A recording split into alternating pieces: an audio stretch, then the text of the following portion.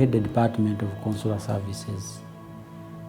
And when we say Consular Services, we look at two elements: the protection of Ugandans who are abroad and the promotion of the economic and commercial interests of those Ugandans. That's what makes up Consular. And we look at a number of areas which affect these people when they are out of the country. We look at the visas, the movement permission to move out of the Uganda. We look at emergency evacuation for those who have problems when they are abroad. We look at the migrant workers wherever they are.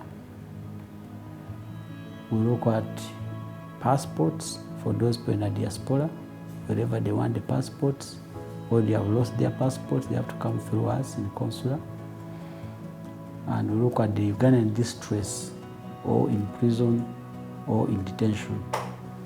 And lastly, human trafficking and human trafficking programs. So education and scholarship is one of the components of those many components which the Consular Department handle. In terms of education and scholarships, we have two elements. The first one are scholarships managed by the government, the long term and the short term. On the short-term scholarships, we usually receive offers of training from partner countries, mainly Thailand, Malaysia, China, India, Indonesia, South Korea, Russia, and now Japan, but Japan mainly language. So those are the major sources of short-term training. And the focus, of course, is on government, employees of government, local government, but also other Ugandans in various fields. So for those, wherever we get offers, we publish them on our website. So it's important for people to view the website of the Ministry of Foreign Affairs, which is www.mofa, MoFA is mofa.go.ug.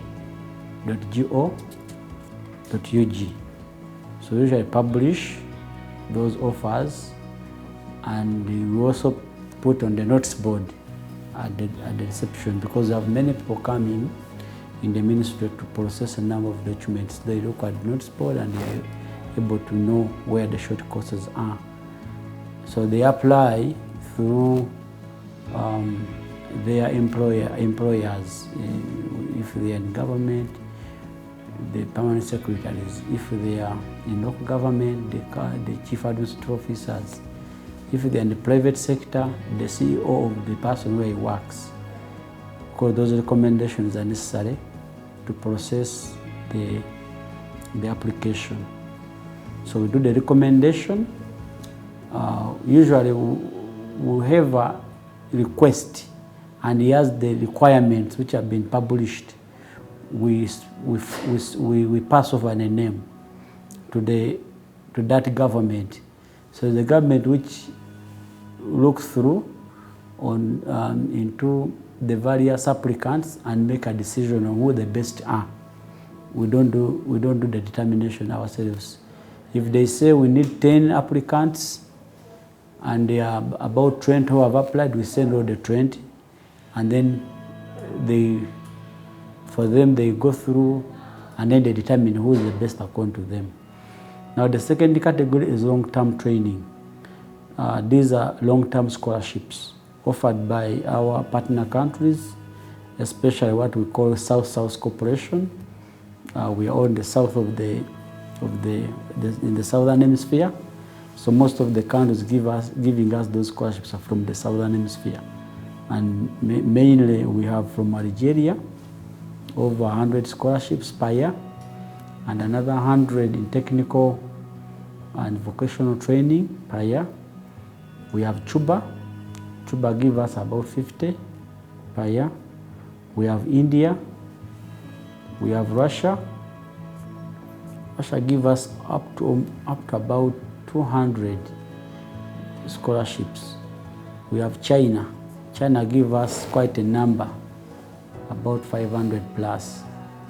Yeah, but we in implementing these scholarships, we work with the Ministry of Education, which publish into the national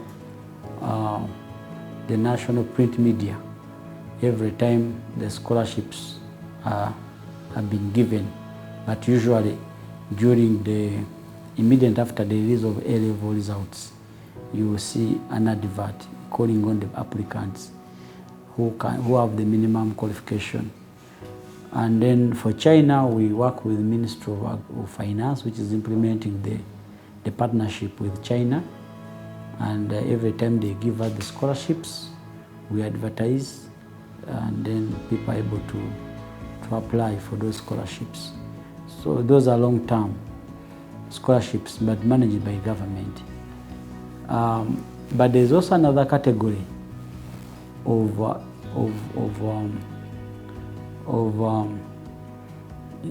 education, of training, which is not managed by government or passed through government, but the individuals, whoever has the interest, he can apply on his own merit and access that kind of offers. And these are mainly in Europe, in Germany, Norway, Finland, Austria, and Sweden. Those countries are offering free education in a manner that for them, you don't look for a scholarship, as people say that I'm looking for a scholarship. No, you go to the main website of a particular country which has the opportunity, the education opportunities offered for developing countries. You log in, you create an account, you become a member, and then you are able to start viewing programs, various programs, which are for no fee, or where I say no fee. And the moment you apply and the university accepts you or offers you admission, that admission is as good as a scholarship. There's no any other scholarship offered. But the policy in those countries that education, higher education is for free. So the moment you have got the admission into a university, then you just have to fulfill the other requirements, get a visa, and once you get a visa, go and start studying. There will be no fees charged for that category of course, the other universities which charge fees, but there are a number of the public universities, government universities, which do not charge fees. But the dilemma is that people are looking for scholarships. But here there are no scholarships. But the moment you get admitted, you get a fee, you get a free study opportunities. And in Germany, where even myself have studied for free, I can give testimony to that. They have a number of English-speaking universities, both at undergraduate and at master's program. So for them, it's not a requirement that you must study language or you must know German. It will depend on the university you have chosen and the program you have chosen. So the only programs which require you to know German language, for example, in Germany and in Austria, and also in Switzerland, are those science-based programs, human medicine, for example, and law. But most of the other programs, they have a dual approach. You can study in English purely, or study in German. And the same applies to Norway, Finland, and Austria, and Sweden. So the only requirement somebody needs to have at the time of application is the IELTS certificate. Yeah, what you call IELTS, or sometimes they say TOEFL. Yes, but I know for German, Norway, and they usually require IELTS. Yes. Yeah. But the score, you must look at the score. At least you must have 6.0 and above. If you have below 6, it is very hard. You can get some university which can admit you at 5.5, but very few. Yeah. But once you have 6.5, but you're 6.5 and 7, and coupled with good A level and O level results, you definitely get a bachelor's program. You quickly be admitted, and if you want a master's program and you have that kind of score, you quickly be admitted. And after admission, after the university has given you the admission, because when you're applying for admission, what you need is that English certificate, language certificate, then the A level and O level for Uganda, because if you are coming for Uganda, it's a requirement that you must have O level and A level.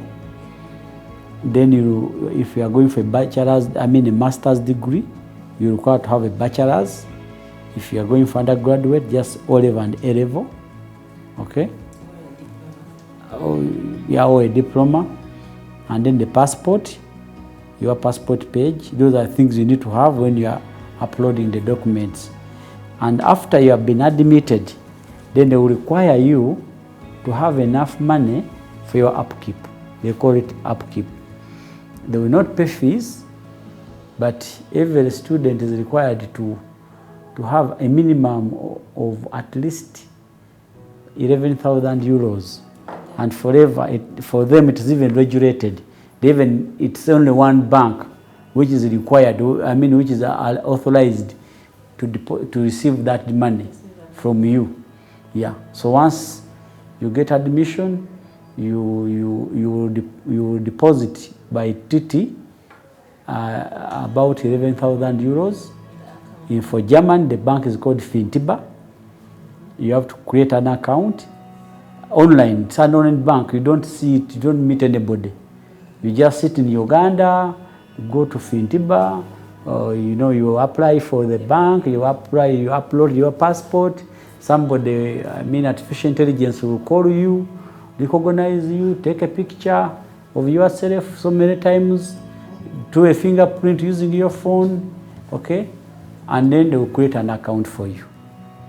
And once they create an account for you, you have to transfer money from your account or your parents' account to that account. The moment the $11,000 euros is received, that bank will send you a letter which they call a letter for visa purposes, which the embassy recognizes.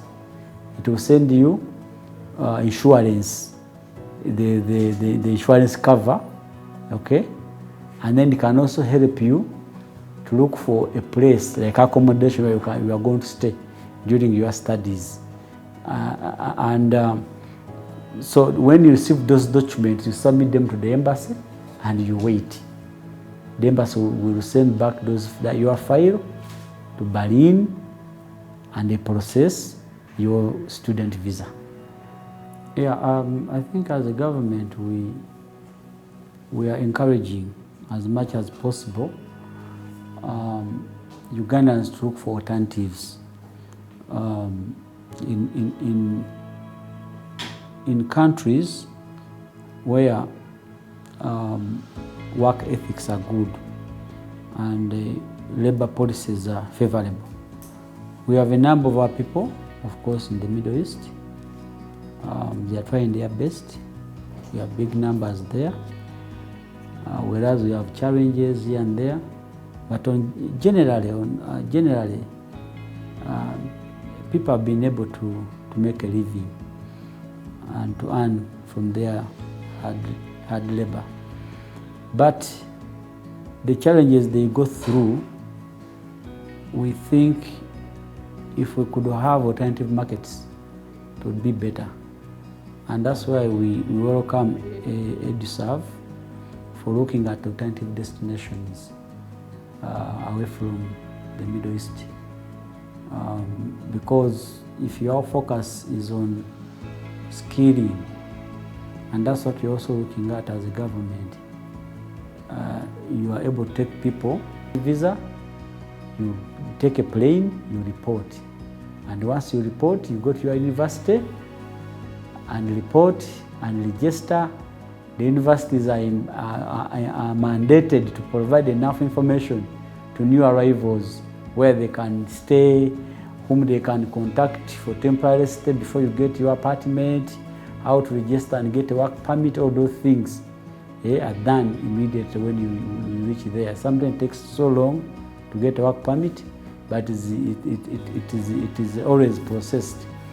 And the moment you are becoming a resident in Germany, then you are obliged to open your personal account in any commercial bank. And the moment you open a personal account, you communicate those details online to the Fintiba bank. You never meet Fintiba bank, it's an online bank.